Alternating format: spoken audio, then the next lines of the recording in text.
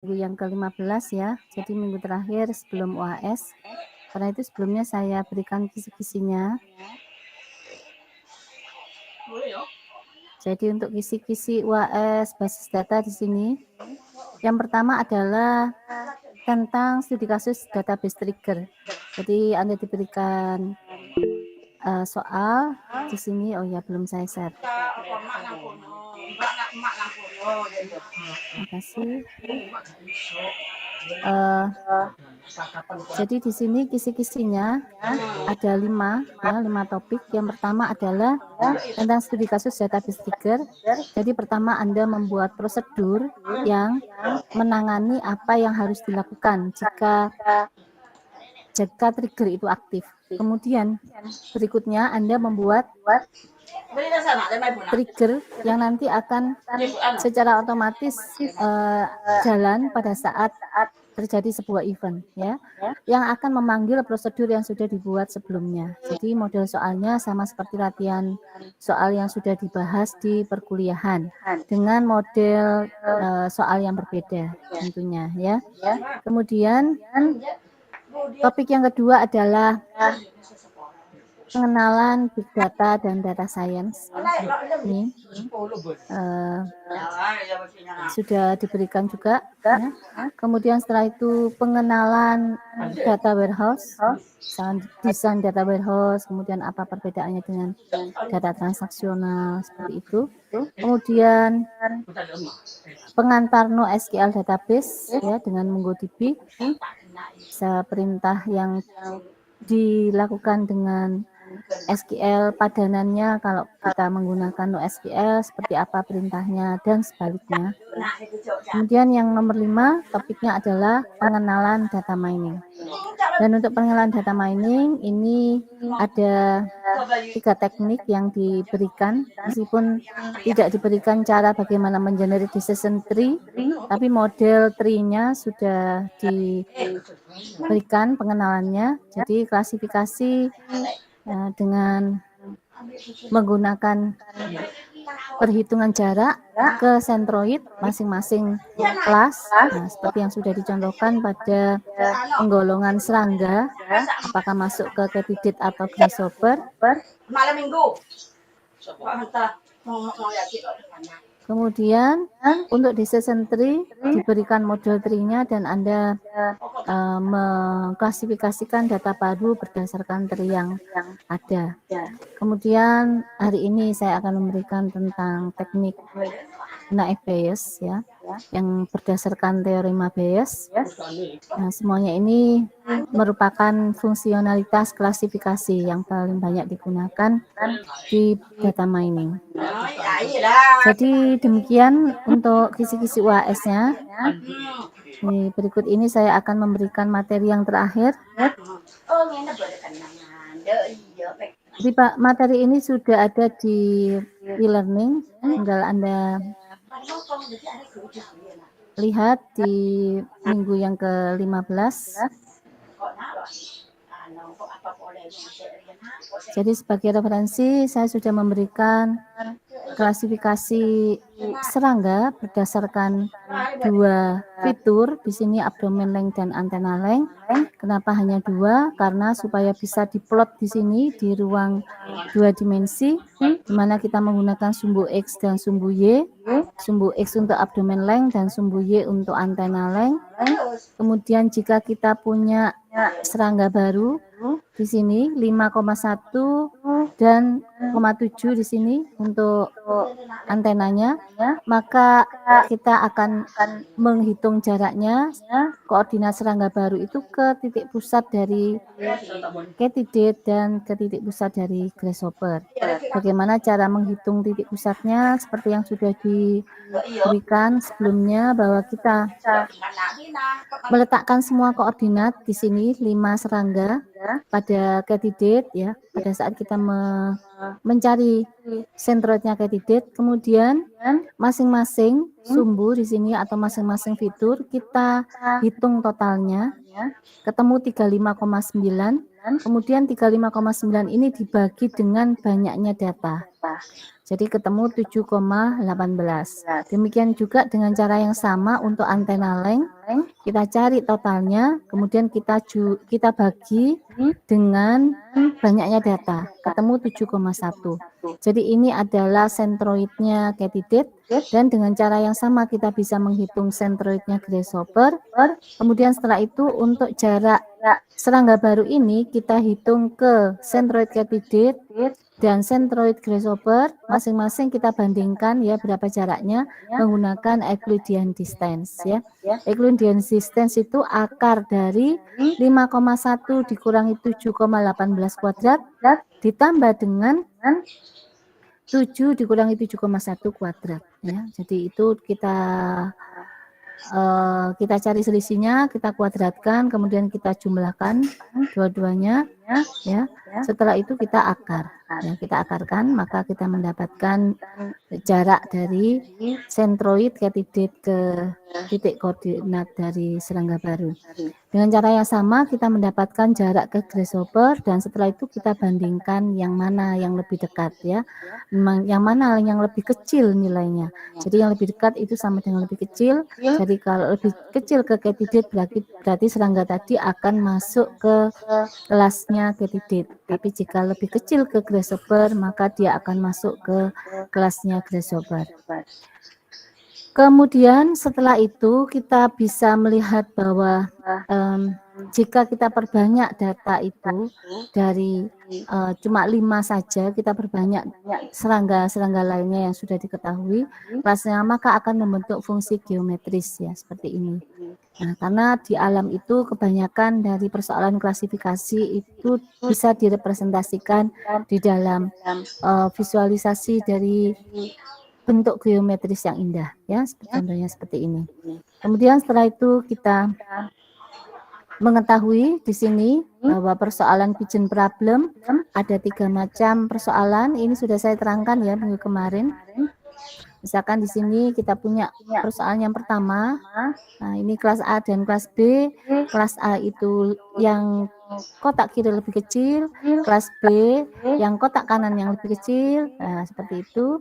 Sedangkan persoalan yang kedua di sini kita lihat bahwa kelas A di sini. Ini ya. Persoalan kedua, kelas A ini punya tinggi atau besar kotak kiri kanan yang sama, sedangkan kelas B tidak sama antara kotak kiri dan kanan.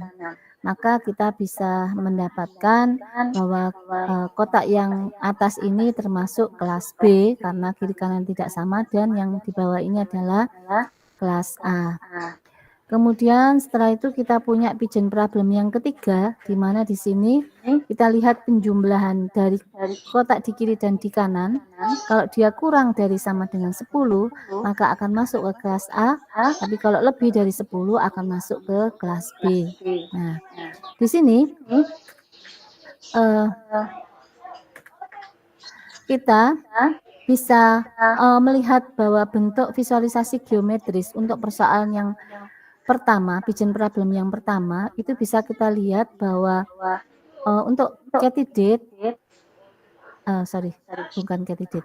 Untuk yang kelas A ya, bulatan biru, itu di bawahnya diagonal. Jadi ini garis diagonal, itu di bawahnya diagonal menandakan dia yang right bar itu lebih tinggi atau lebih besar daripada left bar. Sedangkan yang kelas B itu di atasnya diagonal karena dia yang lebih tinggi adalah yang left bar daripada right bar-nya. Jadi left bar-nya lebih tinggi daripada right bar. Nah, dengan demikian kita bisa melihat bentuk visualisasi geometrisnya seperti ini. Dan kalau kita gunakan di pigeon problem yang kedua di sini, yang menempati diagonal di sini adalah kelas A, sedangkan kalau dia di luar diagonal maka akan digolongkan sebagai kelas B. Ya.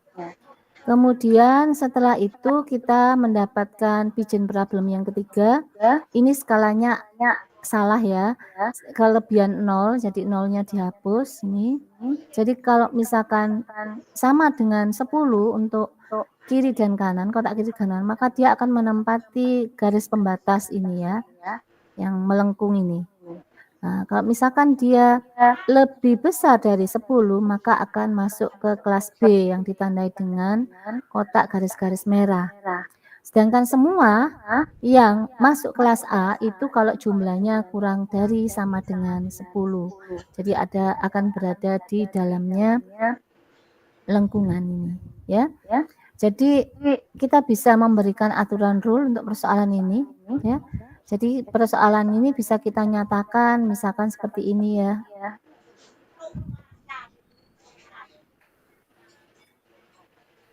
Kita bisa menyatakan bahwa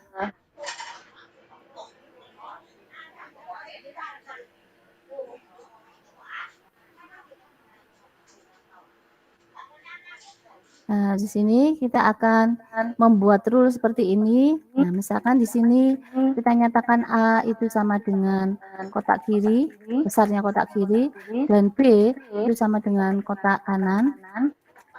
Jadi kita membuat aturan seperti ini, if A plus B kurang dari sama dengan 10, then maka akan masuk di kelas A ya. Sedangkan else maka dia akan masuk ke kelas B. Nah, ini adalah rule yang bisa dibentuk dari persoalan ini. Ya. Kemudian berikutnya adalah kita kembali ke serangga ini, grasshopper dan katydid. Nah, di sini kita tidak mengklasifikasikan dengan mencari jaraknya ke sentroid, tapi dengan cara yang lainnya. Nah, kalau yang cara mencari jarak ke sentroid, berarti kita punya hasil pemodelan masing-masing kelas ada sentroidnya. Jadi sentroid itulah hasil pemodelannya.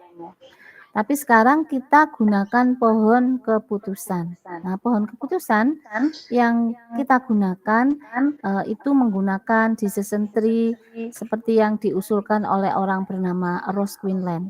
Jadi Ross Quinlan ini adalah bapaknya decision tree.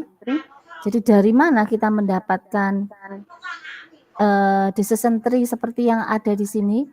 Abdomen length kurang lebih dari 7,1. Jika ya, maka dia termasuk katydid. Jika tidak, maka dia diperiksa antena lengthnya. Jika lebih dari 6, maka dia masuk katydid. Jika kurang dari sama dengan 6, maka dia akan masuk grasshopper. Ini berasal dari tabel yang sudah diketahui sebelumnya.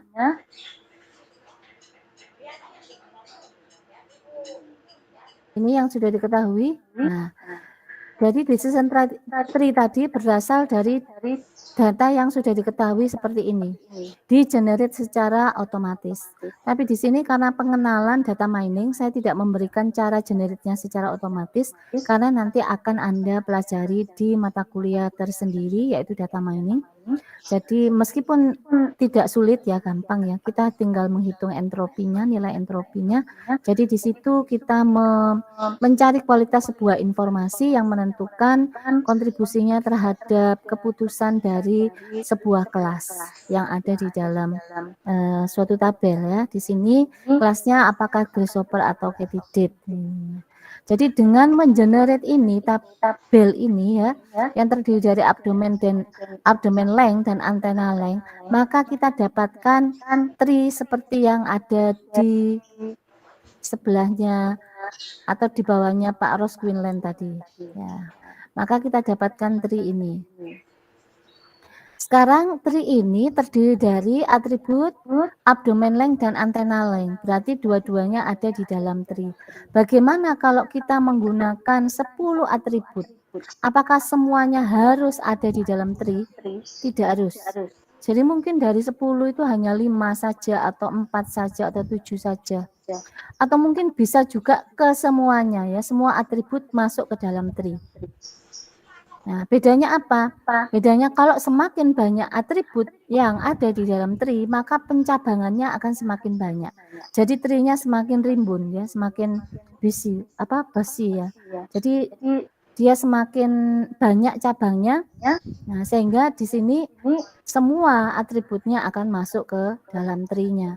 Tapi kalau misalkan kita gunakan parameter di dalam decision tree, ya indi parameter, di mana di situ ada parameter kedalaman sampai level berapa kedalamannya, itu bisa kita gunakan untuk mengenerate tree yang lebih simple daripada tree yang punya banyak cabang. Nah, di sini untuk decision tree, jika sudah terlanjur banyak sekali cabangnya, kemudian kita ingin melakukan penyederhanaan dengan memangkas cabang-cabang yang tidak diperlukan atau tidak terlalu berkontribusi, maka kita gunakan proses yang disebut dengan pruning.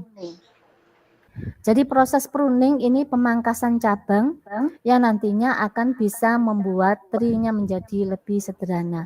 Jadi misalkan kita punya 10 atribut, mungkin yang masuk ke dalam tree itu hanya 4 saja atau 5 saja, itu akan lebih menyederhanakan tree-nya daripada kita mencakup semua atribut yang ada.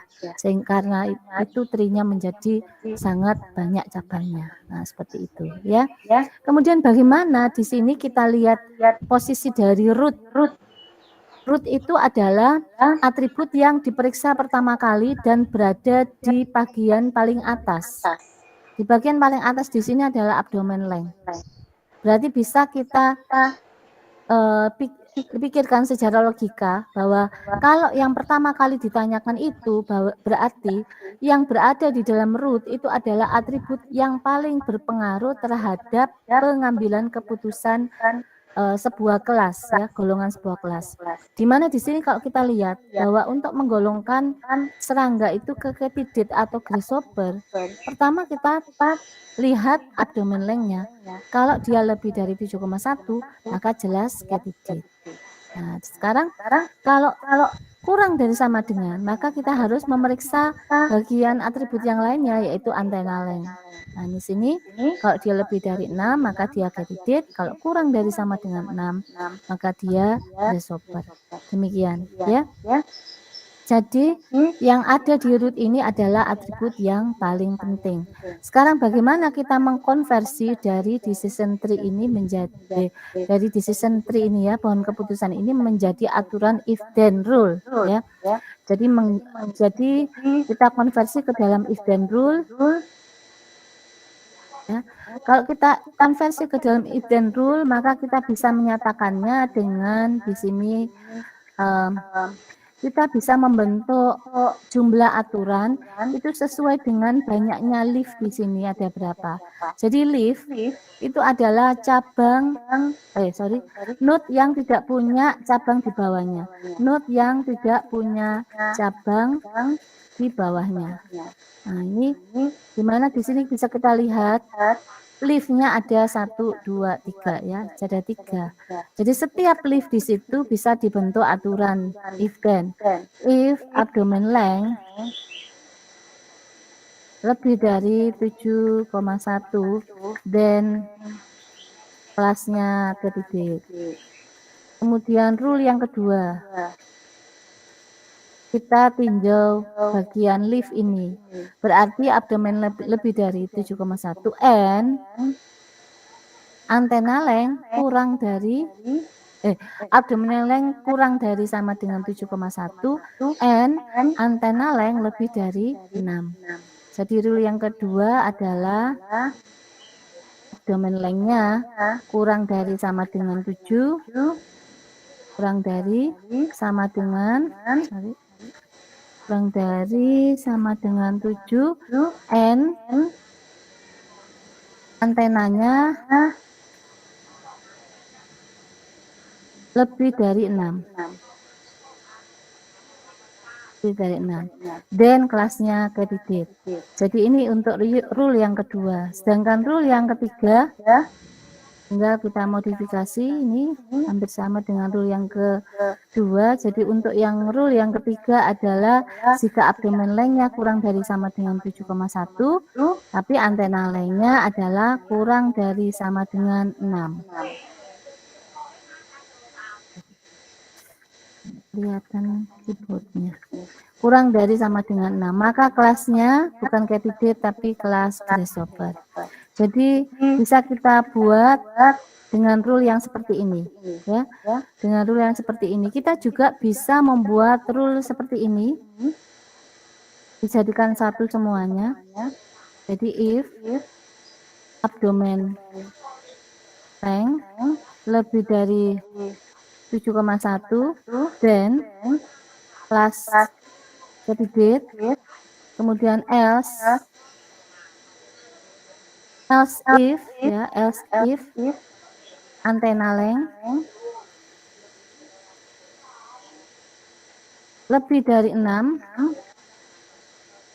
dan candidate kelasnya, kemudian else di sini kelasnya adalah grasshopper. Jadi kita punya aturan seperti ini. Jadi ini kalau salah di sini dia akan ke else if ya, else if antena length lebih dari 6 dan ini kemudian else. Nah, ini.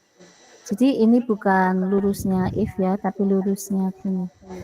Sini. Jadi di sini di dalam else ini dia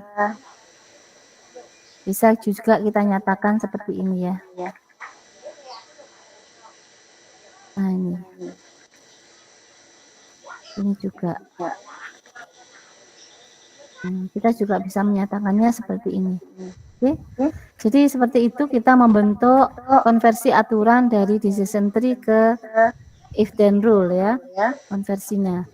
Kemudian sekarang bagaimana kalau kita punya atribut tapi bukan abdomen length dan antena length untuk mengklasifikasikan serangga, tapi atributnya adalah antena, apakah shorter than body, apakah dia lebih pendek daripada badannya, kemudian 3 tarsi dan Phoretica has ears. Jadi kita punya 3 atribut, maka bentuk decision tree-nya juga akan berbeda. Jadi bentuk tree di sini tergantung dari data yang digunakan. Kalau misalkan sama-sama pengklasifikasian serangga, tapi fitur yang digunakan berbeda, maka tentu kita punya ini yang berbeda pula ya, bentuk tree yang berbeda pula. Nah, seperti itu. Kemudian di sini bagaimana kita mengenerate decision tree classification secara otomatis. Ini adalah pseudocode-nya ya. Ini adalah semacam algoritmanya. Nah, seperti ini, tapi tidak akan saya bahas karena ada materi sendiri. Kemudian di sini ini just wait until you take data mining course. Kemudian di sini yang akan diberikan adalah contohnya ya, contoh decision tree ya di sini. Di mana kita punya karakter Pak Simpson, The Simpson di sini ada sebanyak 10 orang. 10 orang ini kita akan melakukan klasifikasi apakah dia termasuk golongan female atau male ya. Female perempuan atau male laki-laki. Nah, di sini ditandai dengan yang ada di atas ini orangnya lengkap, kemudian ditanya apakah berat badannya kurang dari sama dengan 160 pounds. Jadi ini LBS atau pounds ya, berarti kalau dikilogramkan menjadi 80 kilo ya, karena 1 pounds itu sama dengan 2 kilo. Jadi kita akan memeriksa di sini berat badannya. Kalau berat badannya kurang dari sama dengan 80 kilo lebih ya, jadi kurang dari sama dengan 80 kilo, dia akan ke arah sini ya, cabangnya akan ke kiri. Tapi di sini jika berat badannya lebih dari 80 kilo, maka dia akan ke kanan di sini. Jadi di sini di kanan dinyatakan kelasnya adalah kelas male. Untuk berat badan yang kurang dari sama dengan 80 kilo, nanti masuk ke sini dan ditanyakan atribut berikutnya, yaitu panjang rambutnya. Kalau panjang rambutnya adalah kurang dari sama dengan 2, maka dia termasuk male, ini anak laki-laki ini. Jadi karena dia berat badannya kurang dari 80 dan panjang rambutnya kurang dari 2, maka dia termasuk male. Sedangkan semua orang yang ada di sini berat badannya adalah kurang dari 80 dan panjang rambutnya lebih dari 2 cm. Karena itu akan masuk ke kelas female. Nah, seperti itu ya. Kemudian kita bisa menyatakan ini, jadi ini adalah ilustrasi yang ada datanya kelihatan. Kalau misalkan kita ilustrasikan dalam bentuk model decision tree yang langsung nama atributnya, maka kita dapatkan bentuknya itu begini. Ya, sebelah kanan. Ini adalah model decision tree. Weight kurang dari sama dengan 160, ya atau tidak? Jika no, ya tidak, bahwa dia itu, kalau no berarti di sini negasi dari ini, berarti berat badannya dia lebih dari 80 kalau masuk ke no sini. Berarti orang tadi adalah male, ya, gendernya male. Kemudian jika kurang dari sama dengan 80, nanti masuk ke sini dan diperiksa hair length-nya. Karena hair length-nya di sini kalau misalkan lebih dari 2, maka dia akan masuk ke kelas female. Tapi kalau kurang dari sama dengan 2, maka dia akan masuk ke kelas male. Nah, ini adalah hasil pemodelan ya. Jadi hasil pemodelan itu bisa dalam bentuk decision tree seperti ini. Gunanya apa model yang kita dapatkan? Model yang dihasilkan oleh teknik machine learning dan data mining itu gunanya adalah kita bisa mengklasifikasikan data baru yang belum diketahui nilai kelasnya. Ya. Mengklasifikasikan data baru yang belum diketahui nilai kelasnya. Misalkan 4 orang ini belum diketahui dia akan masuk ke female atau male. Ya. Jadi untuk masuk ke female atau male itu kan hanya dilihat berat badan dan panjang rambut saja kan? Kalau ini ya. Kalau misalkan enggak cocok Bu, ini apa? Ya itu karena ini hanya cuma contoh ya. Tidak perlu dijudge seperti itu karena ini hanya contoh saja, karena itu dibuat sesimpel mungkin, sesederhana mungkin, jadi menggunakan berat badan dan panjang rambut. Misalkan kita di sini akan meng-apply ya decision tree dari model decision tree yang ada di sebelah kanan ini ke dalam data yang belum diketahui nilai kelasnya untuk 4 orang ini. Ya, jadi 4 orang ini kita belum tahu nilai kelasnya berapa. Nah, sekarang kita mulai dari orang yang berkaos biru di sini. Apakah berat badannya lebih dari 80? Jelas ya, 80 kilo ya karena orangnya gemuk, ya kan? Jadi dia akan masuk ke sini. Ya, masuk ke male. Jadi dari sini yang data yang pertama ini nanti akan masuk ke lift yang ini. Digolongkan sebagai male. Kemudian sebelah kanannya di sini adalah bapak-bapak yang sudah tua, ini kakek ya. Mungkin dia berat badannya tidak sampai 80. Nah, karena itu masuk ke sini. Ya, karena dia weight-nya kurang dari sama dengan 80. Enggak gemuk juga ya. Sudah tua, jadi masuk ke sini. Kemudian ditanya hair length-nya, diperiksa hair length-nya. Karena hair length-nya ini kurang dari 2 cm, maka akan masuk ke golongan male gendernya. Sudah benar berarti ya. Yang ini dan ini sudah benar. Sekarang untuk ini anak muda ini, ya anak muda ini kurus badannya dan dia juga kurang dari sama dengan 80 berat badannya, karena itu masuk ke sini. Kemudian panjang rambutnya di sini, apakah dia panjang rambutnya lebih dari 2 atau kurang dari sama dengan 2? Nah, karena kita lihat bahwa dia orangnya rambutnya gondrong, maka panjang rambutnya lebih dari 2. Karena itu akan masuk ke gender female. Percaya nggak ini female? Setuju? Tidak, Bu. Tidak ya? Berarti ada kesalahan dalam pengaplikasian model terhadap data yang diketahui, data yang belum diketahui nilai kelasnya ya. Jadi ini seharusnya dia male, tapi menggunakan model decision tree yang dipakai di sebelah kanan itu, orang ini akan digolongkan sebagai female, padahal dia jelas male ya. Kemudian untuk yang anak kecil perempuan ini ya, karena dia kurang dari 80 masuk ke sini, hair length-nya lebih dari 2 ya, maka masuk ke sini female. Sehingga dari 4 ini yang mana yang terjadi kesalahan klasifikasi?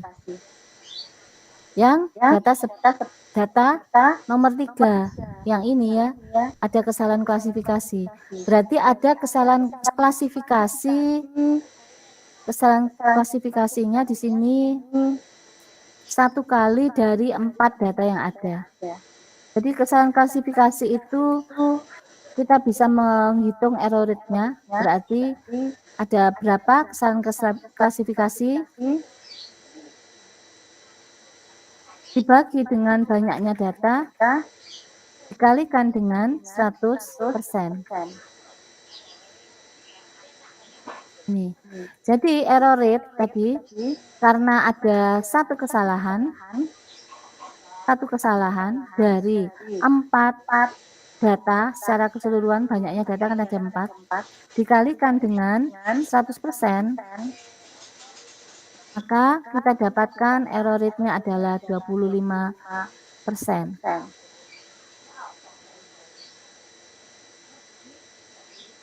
Nah, sekarang kalau kita mengetahui error rate, maka kita bisa tahu akurasi dari model decision tree. Jadi berapa kali dia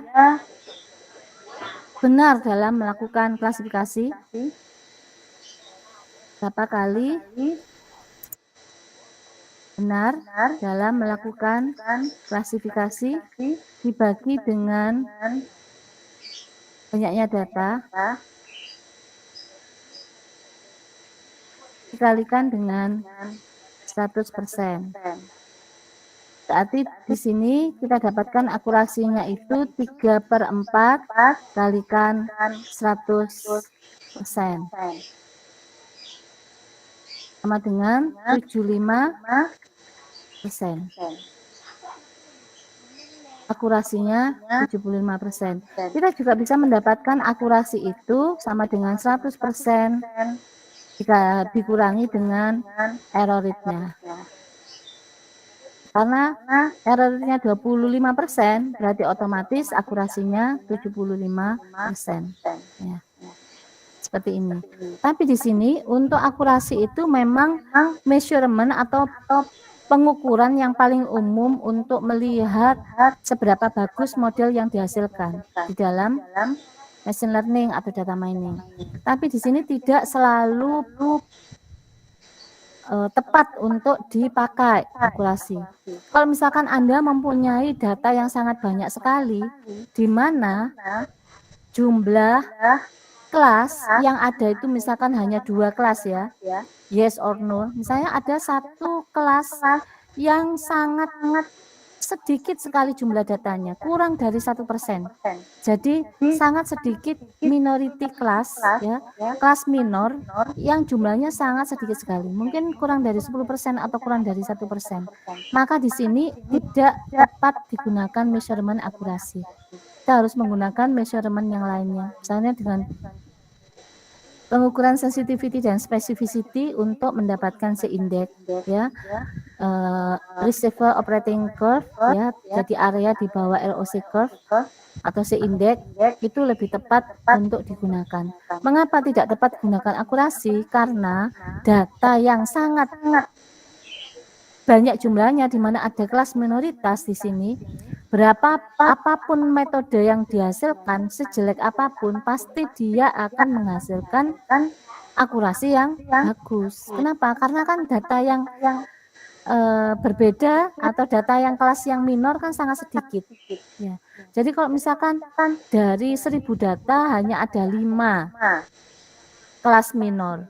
Kalau 5 ini semuanya salah semua, kan nggak kelihatan. Akurasinya masih 90% ke atas. Kelihatan bagus. Masih tetap kelihatan bagus. Itu yang tidak boleh, ya. Jadi istilahnya di dalam statistik namanya misleading. Jadi sesuatu yang tidak ditempatkan atau tidak dipakai sebagaimana mestinya, sehingga kita mendapatkan pemahaman yang salah di dalam sebuah persoalan, itu kurang tepat menggunakan akurasi. Jadi di sini akurasi itu bukan satu-satunya performance measurement, ya, meskipun populer untuk digunakan, tapi tergantung dari data yang kita punyai, yaitu. Baik, kita akan kembali ke sini.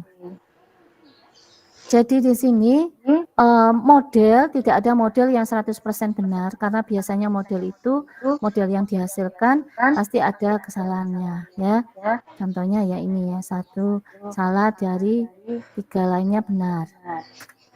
Kemudian kalau kita mengkonversi tree ini ke dalam aturan if then, maka kita dapatkan yang ada di bawah ini mirip dengan yang sudah saya tuliskan di note tadi ya, bahwa if weight greater than 160 classify as male, kemudian as if dia akan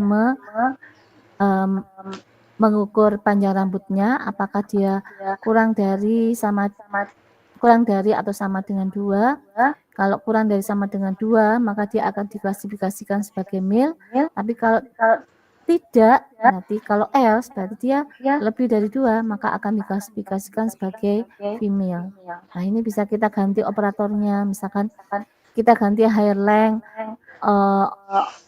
ini hair length more than 2, misalkan classify-nya as female, baru else-nya di sini male, itu juga bisa ya. Jadi bisa kita balik tergantung operator yang dipakai. Jadi banyak cara mengkonversi ke dalam aturan if then yang mungkin setiap orang tidak sama. Kemudian di sini untuk persoalan pigeon problem, apakah bisa dipecahkan dengan decision tree? Ternyata tidak sesuai dipecahkan dengan menggunakan decision tree, karena misalkan di sini kita akan menggolongkan ini, ya ini garis pemisahnya. Jadi garis pemisahnya itu disebut dengan linearly separable kalau di dalam machine learning.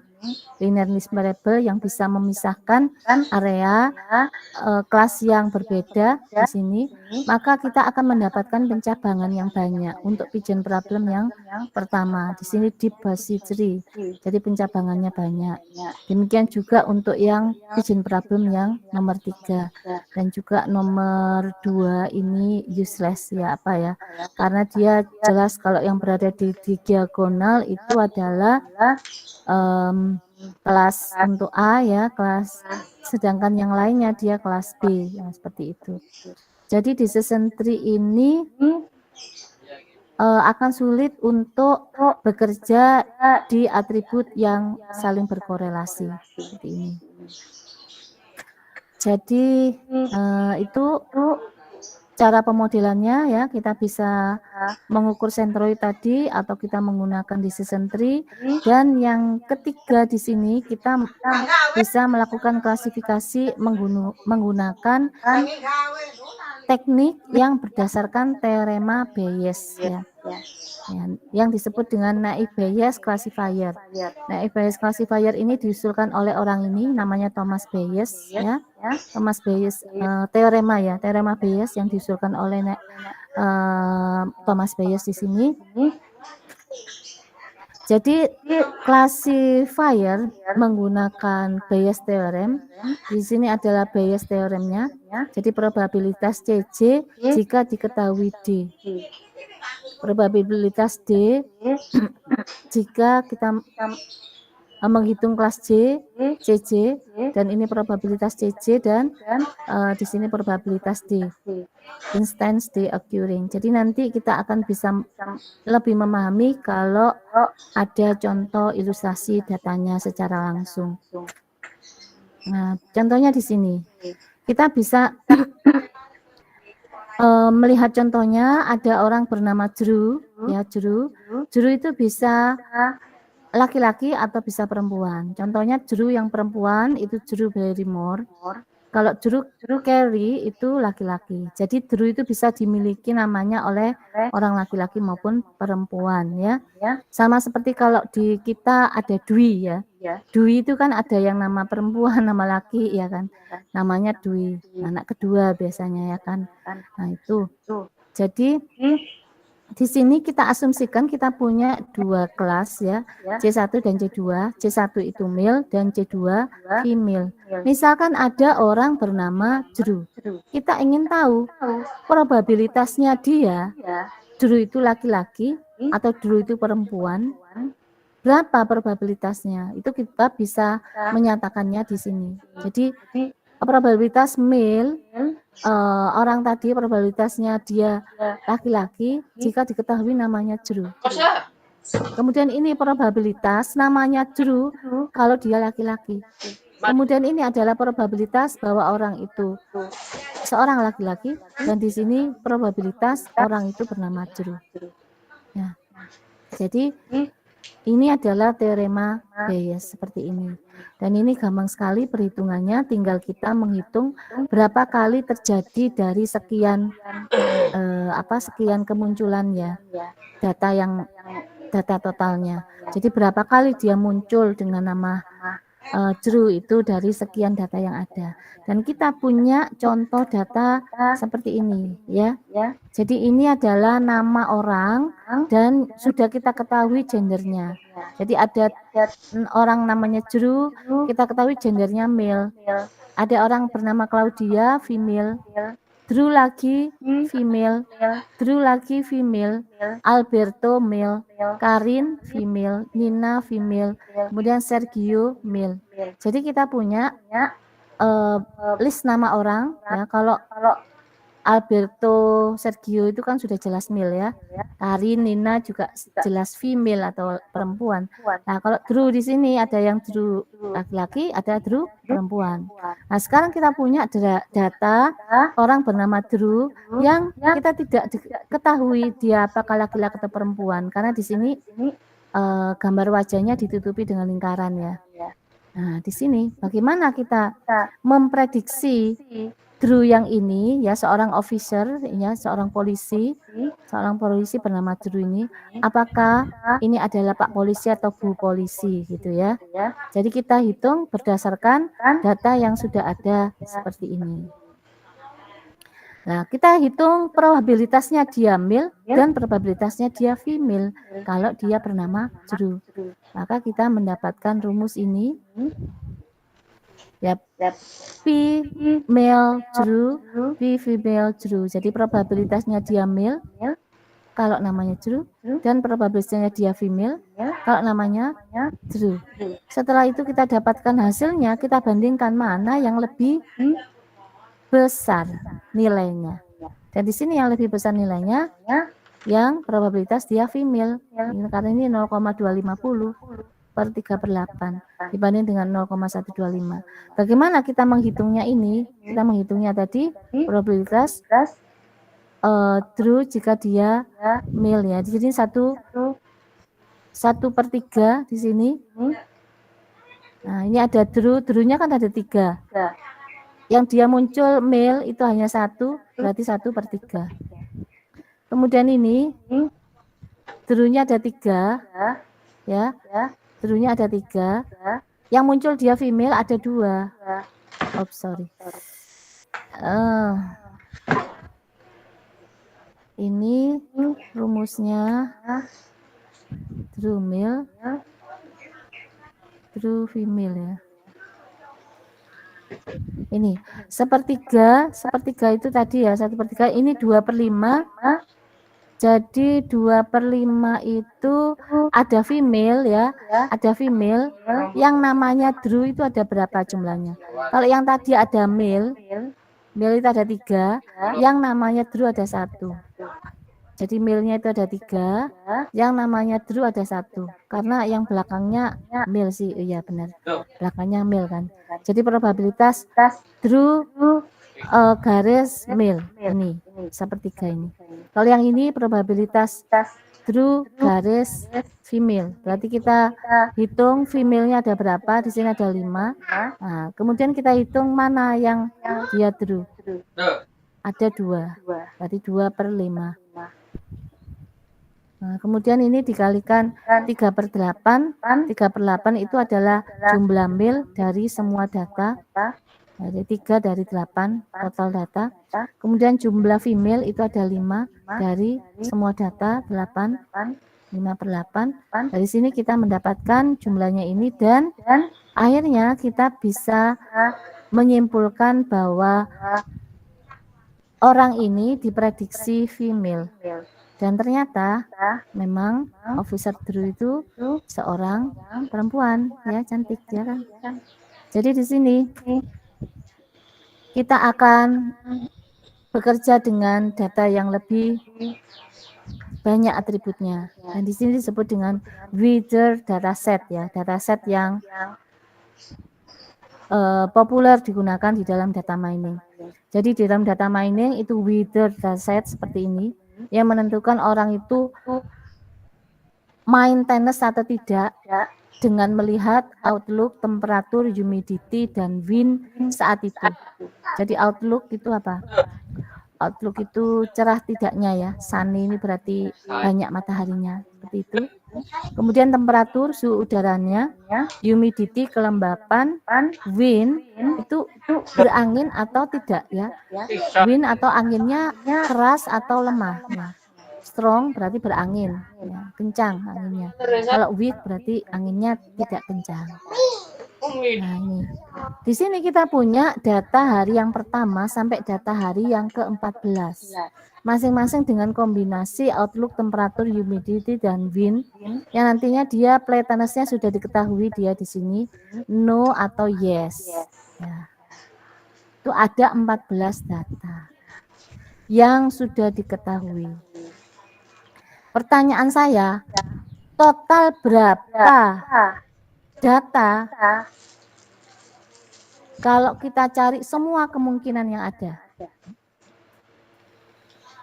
Jadi yang diketahui kan 14 data. Pertanyaan, total itu ada berapa data kemungkinan yang ada? Semua kemungkinan yang ada total ada berapa data? Pertanyaannya gini.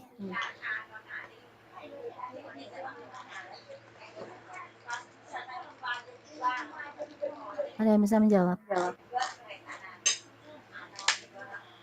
Atributnya kan ada 4 ya tadi ya. Nah ini total berapa data untuk semua kemungkinan yang ada dari kasus ini? Total berapa jumlah datanya? Kalau ini yang kita tahu kan ada 14 ya, dari data yang plateletnya kita ketahui di sini ada 14 ya. Kalau pertanyaannya total berapa data untuk semua kemungkinan yang ada dengan menggunakan 4 atribut ini? Berapa? Coba dijawab. Tergantung jawabannya per field ada berapa, Bu? Per field apa maksudnya? Ya, semisal untuk outlook kan ada 3 jenis jawaban. Ini Berarti overcast, rain. kalau misalkan cuma 3 ya outlooknya berapa berarti? Outlooknya 3, kemudian temperaturnya? Temperaturnya ada 3, Bu. 3 ya. Terus? Humidity-nya ada 2. Ada 2, high dengan normal ya. Kemudian wind-nya ada? Ada 2 juga. Ada 2 kemungkinan. Berarti totalnya berapa? Semua kemungkinan. Berapa baris? 3 kali 3 kali 2 kali 2, Bu. Yang jawab ini siapa? Rehan? Iya, Bu. Rehan. Berarti total berapa? Ada 36, Bu. 36 data. Betul. Itu jawabannya betul ya, Rehan. Jadi itu adalah mencari kombinasi dari statistik yang kita pelajari seperti itu. Jadi kombinasi dari semua kemungkinan data yang ada. Kalau kita sudah tahu bahwa kategorinya outlook itu ada 3 kemungkinan, ya kan? Kategorinya outlook ada sunny, overcast, dan rain. Ada 3 kemungkinan. Temperatur ada 3 kemungkinan, hot, mild, sama cool. 3. Kemudian humidity ada 2, high dengan normal. Wind ada 2 juga, weak dengan strong. Sehingga kita punya 3 kemungkinan untuk outlook, temperatur 3 kemungkinan, humidity 2, wind 2. Jadi kalau di total semuanya di pertanyaannya adalah berapa data untuk semua kemungkinan yang ada itu, ya tinggal kita kalikan 3 kali 3 kali 2 kali 2 ya, seperti jawabannya Rehan 100 jawabannya. Betul ya Rehan ya. Jadi di sini totalnya ada sebanyak 36 data. Berarti kalau kita sudah tahu ya data yang ada labelnya di sini plateletnya yes atau no itu ada 14. Berarti yang kita tidak tahu ada berapa data?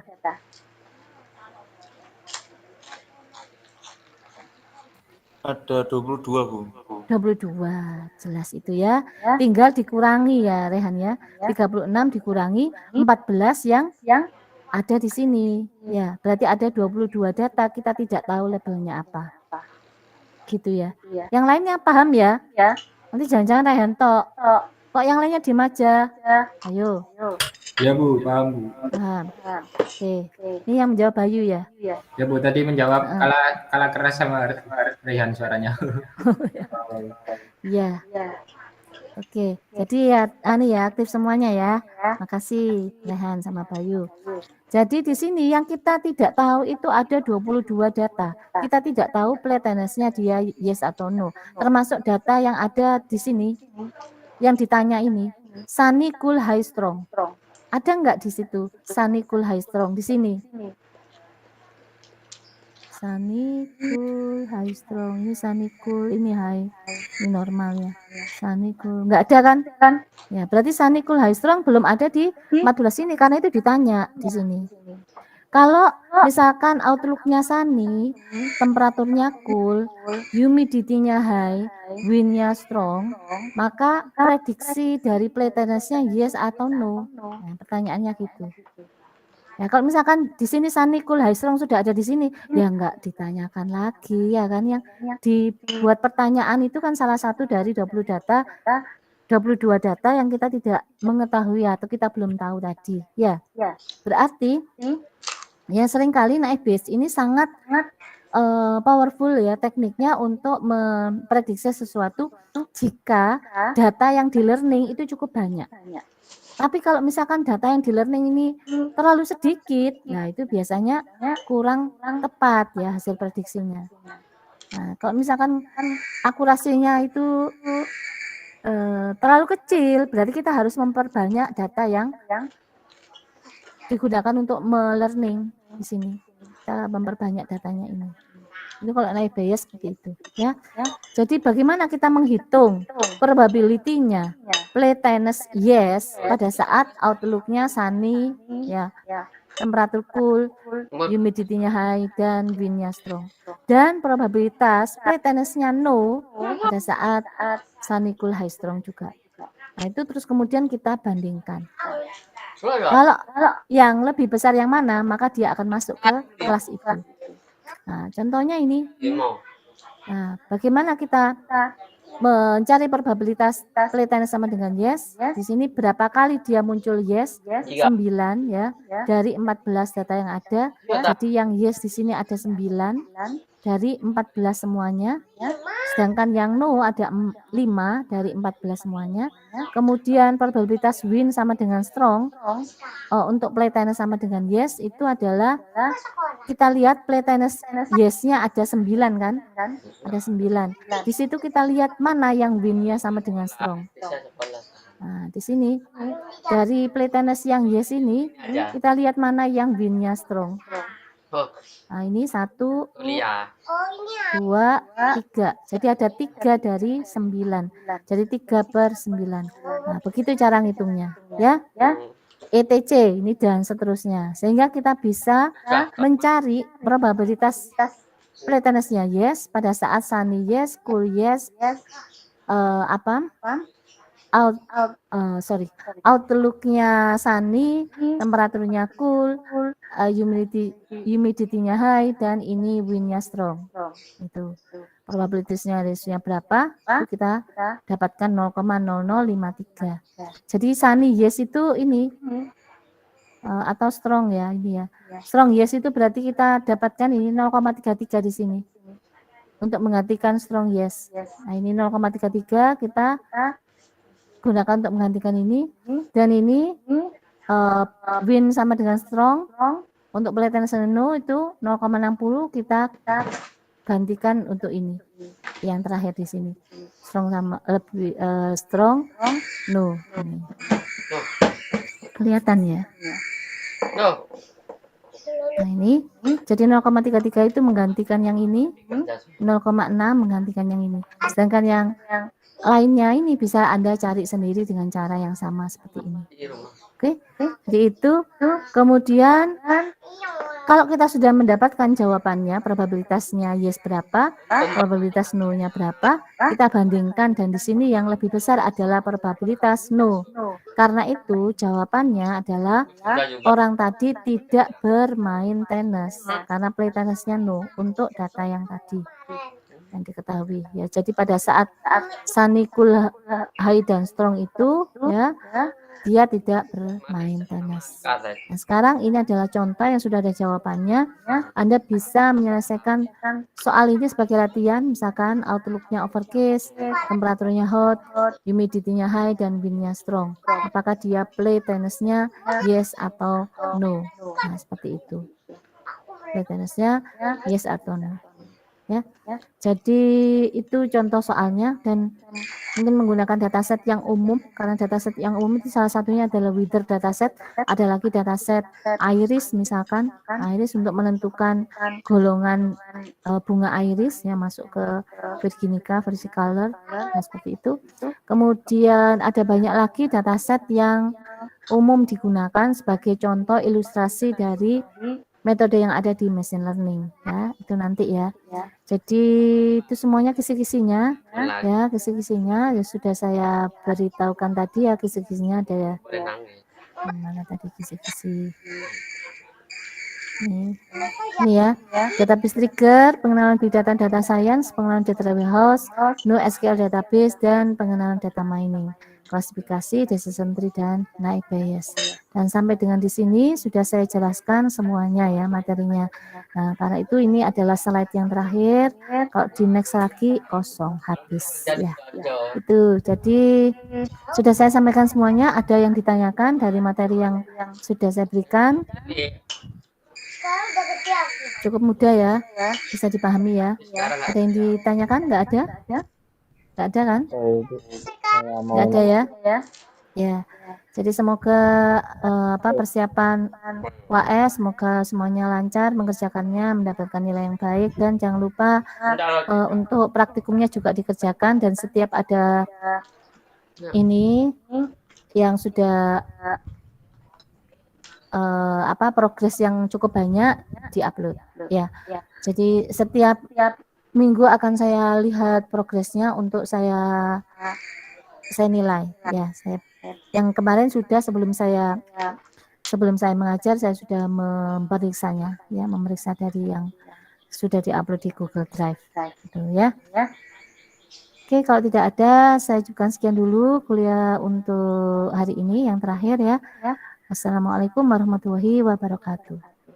Waalaikumsalam. Terima kasih Bu Tesi. Terima kasih, sama-sama.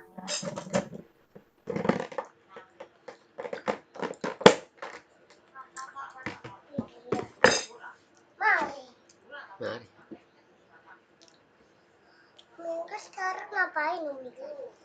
Bobo-boboan. Abis makan nggak boleh bobo. Oh iya. Nanti terserangkah.